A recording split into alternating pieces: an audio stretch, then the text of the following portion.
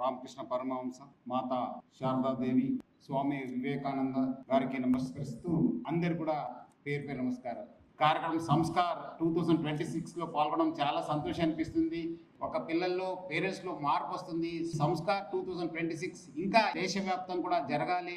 యాజమాన్యానికి నేను కోరుతున్నాను. రామకృష్ణ మఠము డిసిప్లిన్ ఒక మారు పేరు.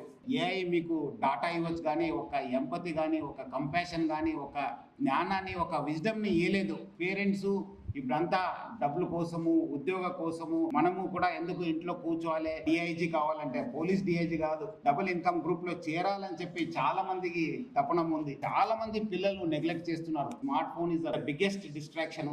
సోషల్ ఇన్ఫ్లుయెన్సర్స్ సోషల్ మీడియా ఒక వలలో పడిపోతున్నారు. సోషల్ మీడియాలో కనిపించిందంతా నిజం కాదు. రకరకాల వలలు వేసి పిల్లల్ని ట్రాప్ చేసి చాలా మంది మోసపోవడం జరుగుతుంది. ముఖ్యంగా పిల్లలతోని టైం స్పెండ్ చేయాలి. అట్లానే స్కూల్ టీచర్స్ కూడా అట్లానే అయినారు. గురుజీ అన్నట్లు టైం లేదు, మాకు సిలబస్ కవర్ చేయాలి.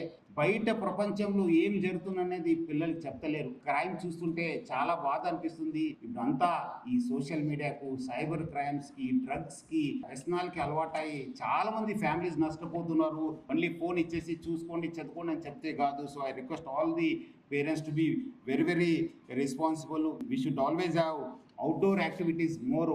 ఇది ఆన్లైన్ని తగ్గించాలి.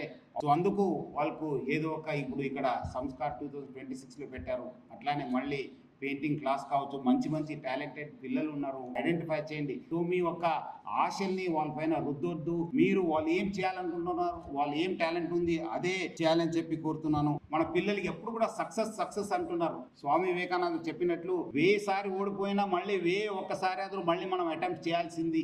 ఓటమి అనేది నేర్పించాలి. ఎప్పుడు కూడా సక్సెస్ అనేది నేర్పించుకోకపోతే ఓటమి అనేది తెలియదు. ఒకటేసారి వాళ్ళకు ఒకసారి వచ్చిందంటే వాళ్ళు చాలా ఇబ్బంది పడతారు. పేరెంట్స్ కి పిల్లలు కూడా పేరు అభినందిస్తూ సెలవు తీసుకుంటాం. Thank you. జై హింద్.